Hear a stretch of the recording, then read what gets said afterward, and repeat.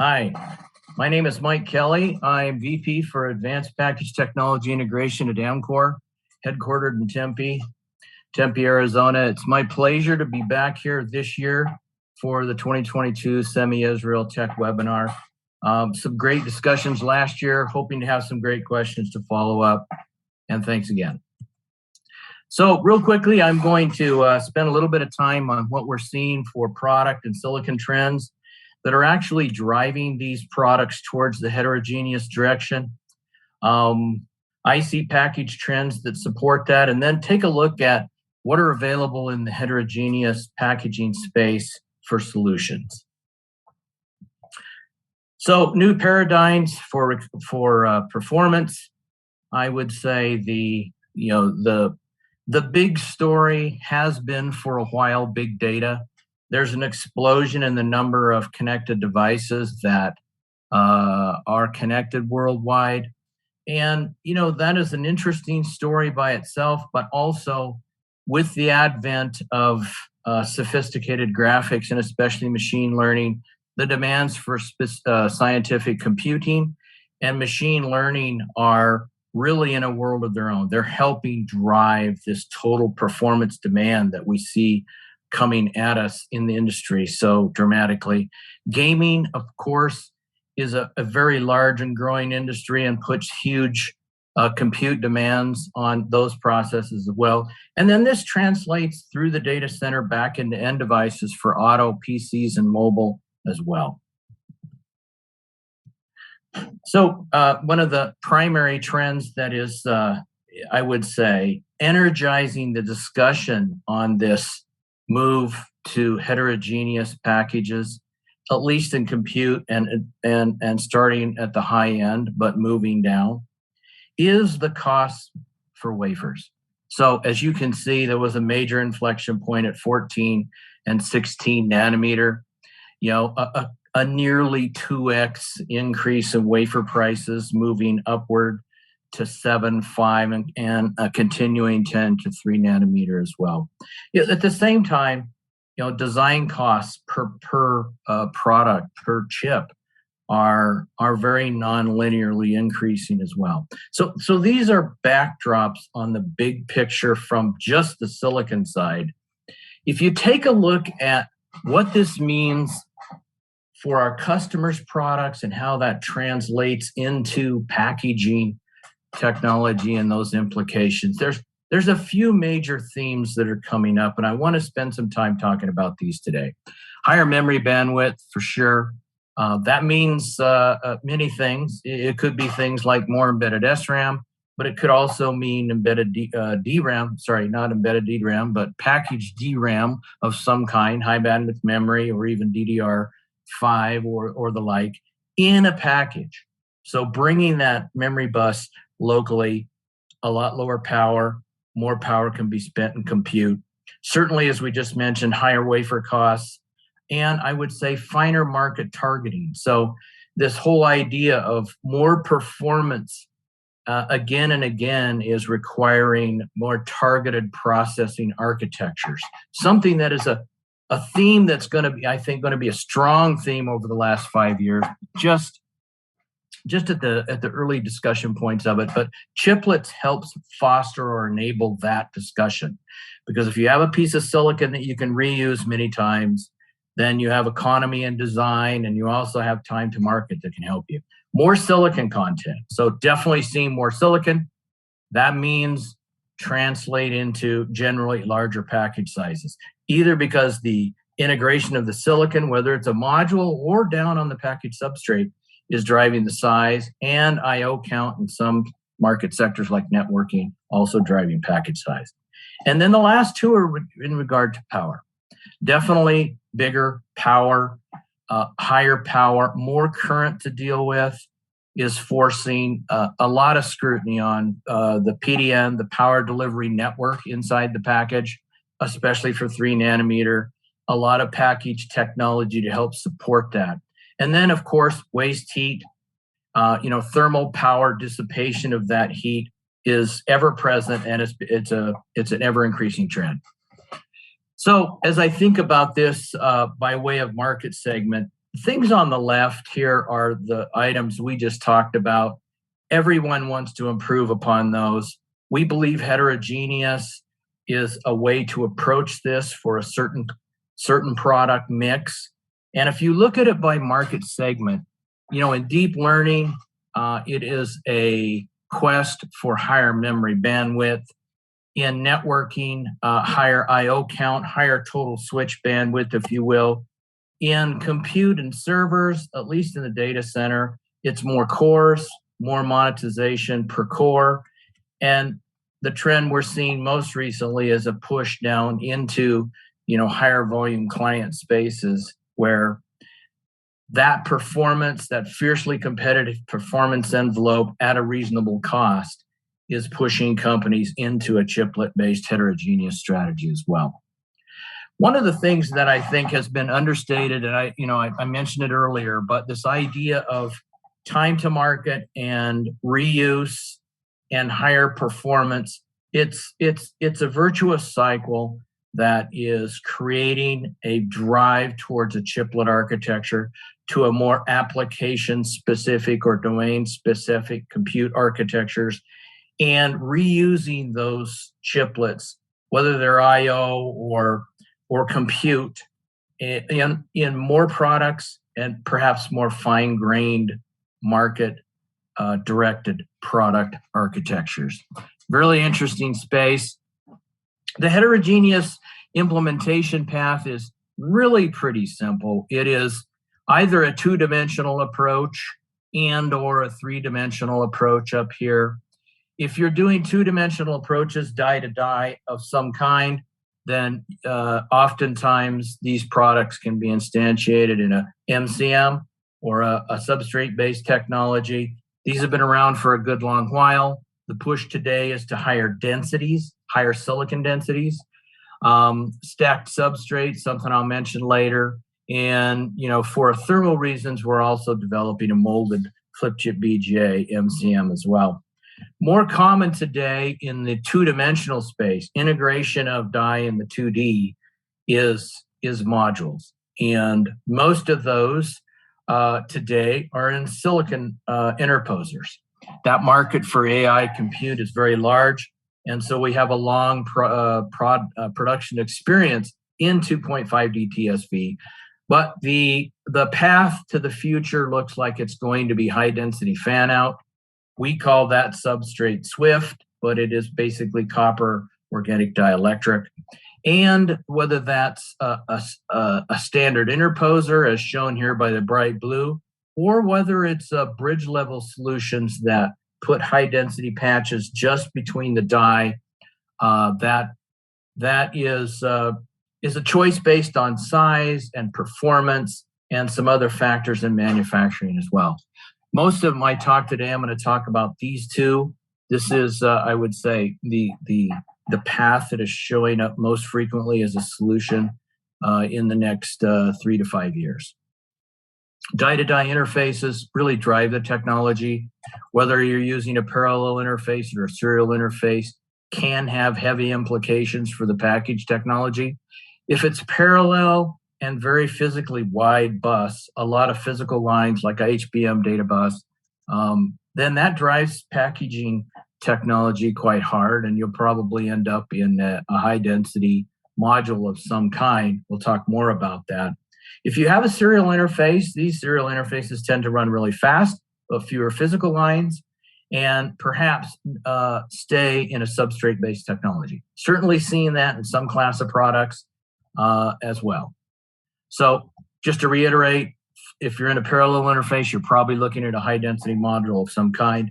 2.5D has been around for a good long while, very mature. Substrate SWIFT or high-density fan-out is up and coming. We're seeing more customers move to that direction. And S-Connect is a variant of that, where you put the bridge, whether it's a silicon-based bridge or a high-density fan-out bridge, in just those small locations between the die, and the rest of the package, rest of the module is fabricated in more standard, I would say, standard density fan-out technologies. And then if you can stay in an MCM with fewer physical lines and still get that routing done, great solution. 2.5D, we have been in production since 2017. It's a very mature technology. One of the things I like to mention is because silicon is sitting on silicon, we've never seen a silicon or low-K dielectric or bump-related failure. Those CTEs are so similar. The stresses are very small. And you can have, already a great deal of confidence that's going to be okay from a silicon standpoint. The approaches today are largely targeted at going to larger and larger systems. This usually means more and more memory, higher total bandwidth in the product. We are taking our 2.5D technology and qualifying it in a stacked substrate, predominantly for cost for certain classes of products. It's a very interesting combination. Going to mention that in just a little bit. Substrates larger, interposers certainly larger as well. More HBM, more bandwidth. So, quick summary. This is a mature technology. We've been in high volume production since 2017. We've added a lot of capacity in our factories in Korea to handle this over the years. We have experience with qualifying HBM2E. We are in the process of qualifying HBM3. Stacked substrates, I'm just going to mention for a minute, but this is something that is really targeting the total substrate cost situation. As ABF substrates get larger, as you know, yields go down substantially. The cost goes up very non-linearly. So if you can stack substrates, and in this case, our development was targeted around 2.5D module, but this could be a bare die silicon. This could be, one die or two die. In this case, it was a 2.5D module with HBM and a processor. And that module sits on a fairly classic ABF cord substrate, but smaller than it would have been if we had brought the terminal pitch of the BGAs out to 1 millimeter. In this case, 0.6, 0.65 millimeter, perhaps 0.5 is kind of a working low end for that. The whole idea is to keep this really expensive substrate smaller and then do the final step out to 1 millimeter or something like that on a pre-preg like substrate with a lower layer count, typically 4 layers or 6 layers. And this can be a quite dramatic reduction in total substrate cost. We have passed our internal qualifications, and we just completed a full functional qual at our alpha customer as well. A few concepts: if you have 2 substrate surfaces to use, there are some things you can do that you can't do with 1 substrate surface. So, things like places to put voltage regulation, even potentially places to put, silicon photonics transceivers, something like this. All possibilities. And so that's an interesting place from a substrate-based technology. I want to shift gears over to high-density fan-out. We call it substrate Swift. If I think of, sort of the roots and the history of this, we got started in 2.5D years ago. But the concept of an interposer and attaching die to an interposer and then molding that interposer, molding that wafer, and then singulating and using that as a module that goes on to more or less a standard flip chip BGA line, so that those big modules or more small or big modules can be attached to the package substrate, just like a flip chip die, more or less. And so, that I would say seeded the industry and got us up the learning curve on dealing with, another class of high density, another class of, cleanliness requirements, build the infrastructure.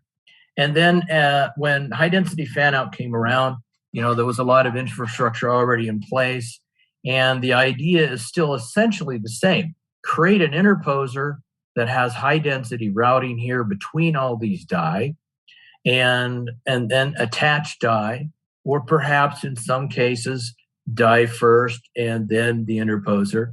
For large systems, we still recommend dies last, meaning fabricate the interposer first and then attach the functional die mold that part, back grind it, and then make that interposer available to go on to package substrates. I would say recently, this is just over the last couple of years, there's been a diversification, kind of a segmentation, if you will, between what I would call smaller, lower cost, and larger, higher cost systems. In the cost emphasis piece, it tends to be small die and very small pitch. And in order to derive a performance benefit at an acceptable cost emphasis is really a first order there. As you're going to larger and larger systems, the idea generally is I need to get more silicon into this part and more chiplets to make it a viable product. And so those are targeted at two different market segments. In general, the technology is the same. In a cost emphasis approach, we are using a mix of dies first and dies last approaches, whether you fabricate the interposer on top of the die or whether you attach the die to the interposer that's already fabricated. Our substrate Swift technology, here's a cartoon of it, but a better rendition over here on the right. This is the die with usually copper pillar, but copper pillar bumps. Those pitches are I would say 55 microns or lower. We have some products trending towards 40 micron pitch, and I think the pitch roadmap for the future is on the low end decreasing, and those are derived by that pitch is derived by in large part two things: what the I/O drive looks like, and then what can this routing support. So as you move to finer and finer pitch, you may find a sweet spot where 4 layers or less will address your routing needs. For an HBM data bus, you need 4 layers. For other die-to-die interfaces that we're working on today, you can do it with fewer layers. And that's always good. Fewer layers, it's a linear impact on cost. So less layers is less cost for sure. This is what it looks like in cross-section. These are 2 micron lines and spaces here. Pretty typical for this kind of implementation. Real quickly, our nominal target RDL thickness is 3 microns. Our target PI thickness is a total of 6 with 3 microns between copper. So 4-layer is qualified internally. We have a very nice, mature, yielding RDL process for 4 layers or less. We are working on 6 layers. We think 4 layers probably addresses about 85% of the products we're going to see in the next 3 years. But some products will need 6-layer. We're working on qualifying that and moving through internal and product quals this year in 2022. We have built some products with 6-layer. It's still early, but we believe that this is an impact cost, but it's a reasonably low risk to extend our layer count. Larger sizes, we have worked with stitching quite extensively. It is possible to stitch 2 micron line and spaces. So the qual vehicles we've been using are a mix of ASICs plus high bandwidth memory. High bandwidth memory, as you know, is a molded part. These are technically quite challenging. We have passed our internal daisy chain qualifications on these parts. The RDL looks really good. Our yields are good. To a point now where, yields are high enough that you can commercialize at the yield point we are. Of course, we're always working on yields. That's something you always have to do to get above that 99% mark, especially as sizes are growing. That takes a dedicated effort. Bumps at 1000X, temp condition G look great, as does, the CSAM images. So all in all, we have a really rock solid high-density fan-out RDL offering. I'm really proud of the team that has developed this in Korea. We have a first-rate R&D team, and those kind of products are extremely challenging, kind of at the cutting edge of what is possible in the package world today. Electrically, the way we've got, we see the positioning for high-density fan-out. It is a polyimide dielectric. It's a much better dielectric for higher signal speeds than oxynitride that you find in 2.5D. We're expecting that 2.5D with that dielectric is probably still good up into the 6 gigabit per second range. So, a decent match all the way to HBM3 data interfaces. But this range of interface speeds, up through 10, 20, and 30 gigabits per second is also interesting. So those interfaces, depending on what the customer is doing for, an architecture and what kind of bandwidth they need between the chips, we think this is the sweet spot for polyimide dielectrics, and that's what we're targeting with the Swift systems. So just to recap, we're working on several different classifications of products. We've passed the die-to-die internal quals. We are working on passing really extensive qual cycles on smaller systems with more die. And so things are tracking pretty well. We are moving these through customer qualifications and looking for engagements in that area. Silicon photonics is an area that's very new for Amkor. This is a technology that's been evolving for a good long while. In 2021, we made a company-wide commitment to commercializing the silicon photonics space and offering OSAT services for these kinds of products. There's been an extreme amount of interest, I would say, really in 2021 is where it really peaked. And I think, as an OSAT who handles a mix and is interested in high volumes, we're seeking processes that will give us synergies to help with CapEx investments. Those kinds of transceiver constructions, V-groove, non-V-groove, active versus passive, I guess that has not completely settled out yet. There is some mixture of approaches, but on the whole, we are looking this year to define our process flow early in this year, and then we'll have our first equipments on site in Korea in Q3, with some of the earliest qualifications coming about towards the tail end of this year and early next year. 3D stacking is a really interesting technology. We keep a close eye on it. We have demonstrated our mass reflow copper pillar lead-free bump all the way down to 18 microns pitch. If you're approaching 10 micron pitch and below, you're definitely talking about copper-copper hybrid. We have done some demonstrations of this technology through FedEx flows, and we're actively assessing the equipments required for this. Certainly open to working with tier one customers on pathfinding this technology. The good news is there is a equipment set and a cleanliness standard offered by that equipment set, as they're all evolving very quickly, such that a non-fab installation truly is possible and commercially viable. So something we keep a close eye on.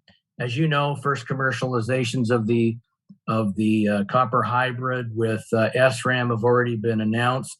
This is a technology that's coming. It offers some very key technical advantages as one goes through the architectural thinking of products and what is going to be needed to remain on top of the performance cost curve.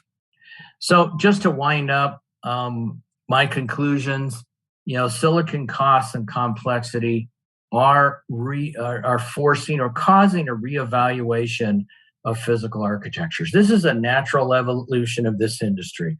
So the demands on performance are are so high, and the performance expectations increasing so quickly that there are paradigms that will need to be broken and new ones implemented over the next few years. It's an exciting time. Chiplet-based designs are here. They're in MCMs. They're in high-density fan-out constructions. This transition will intensify as we move from 5 nanometer to 3 nanometer. I should also mention the power delivery network is something that is going to continue to be a big challenge. That will drive some package construction technologies as well. And we are in the business of developing solutions now to address that for the future. And with that, I thank you, and I'll turn it over to the moderator.